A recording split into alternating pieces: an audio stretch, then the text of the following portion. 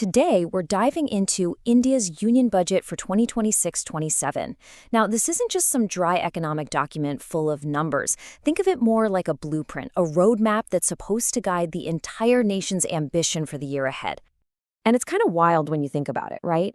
The future of more than 1.4 billion people. We're talking their jobs, their roads, their opportunities.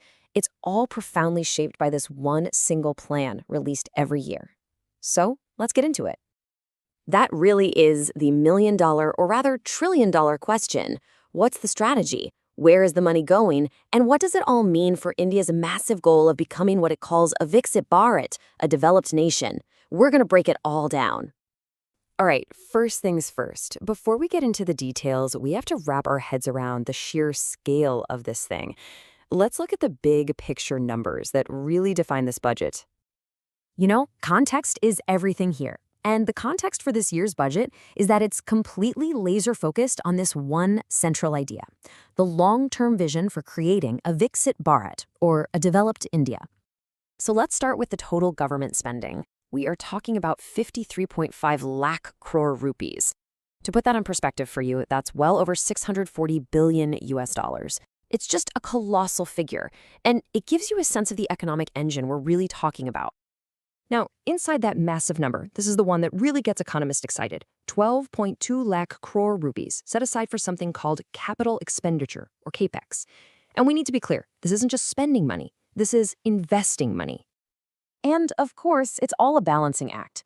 The government is aiming to keep its fiscal deficit, which is basically the gap between what it spends and what it earns, at 4.3% of GDP. This is a signal that they're trying to be financially disciplined, even while they're spending big on growth. So we keep saying this word, CAPEX. What does it actually mean? Well, think of it this way. This is money spent on building things that are going to last for a long, long time. Brand new highways, high-speed railways, digital infrastructure. It's the government putting money into the country's future, not just covering the bills for today. Okay, so we know they're spending a ton of money on building stuff, but what exactly are they building? Let's look at the specific strategic bets this budget is making to really transform the country. The entire strategy is framed around these three guiding principles, or kartavyas as they're called. It's kind of like the mission statement for the whole budget. It says, yes, we want growth, but it has to be sustainable and it has to work for everybody. And you can see a huge focus on high tech. The India Semiconductor Mission 2.0 is the perfect example. See, they're not just trying to build a few factories to make computer chips. No, the plan is way bigger. They want to own the entire ecosystem, from designing the equipment and creating the patents to, of course, training the skilled people to run it all. And the ambition really doesn't stop with chips. I mean, just look at this list. 7 new rail corridors, a 10,000 crore rupee push to become a hub for biopharma, and even developing corridors for rare earth minerals. These are all long-term plays designed to secure the country's economic future. But look, big infrastructure projects are only one half of the equation. The other, arguably more important part, is empowering the people and the businesses who are actually going to power this new economy. And right at the heart of that idea is this theme of Yuva Shakti, or youth power. This budget is making a massive bet on India's enormous young population. The goal is to turn that demographic potential from just a number on a chart into a real, tangible economic force with skills, jobs, and entrepreneurship. So how do you create all those jobs? Well, you've got to back the country's biggest job creators, which are the small and medium-sized businesses. So here we're seeing a lot of financial support, with new funds and a clear strategy to plug these smaller companies into the bigger, more stable supply chains. Okay, let's switch gears and talk about something that affects absolutely everybody directly: taxes. What does this budget actually mean for your personal finances? The big story with taxes this year isn't really about changing the rates. It's about changing the entire rulebook.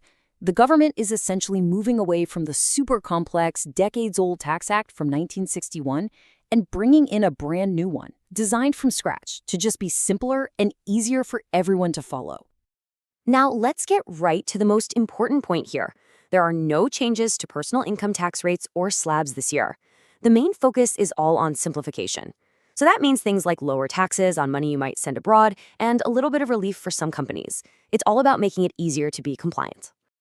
So, after all those numbers, all those policies, what's the big takeaway? If you're going to remember one thing, what should it be? Let's boil it all down. In a nutshell, this budget is really doubling down on a very clear strategy. 1. Invest a ton of money in infrastructure for the long term. 2. Boost small businesses to create jobs. 3. Simplify the whole tax system. And 4. Strategically push key sectors like technology and health to build a more modern economy. And that brings us to the final, lingering question. The vision is incredibly ambitious. The investment is absolutely massive. The plan is to build both the physical and the human foundations for developed India.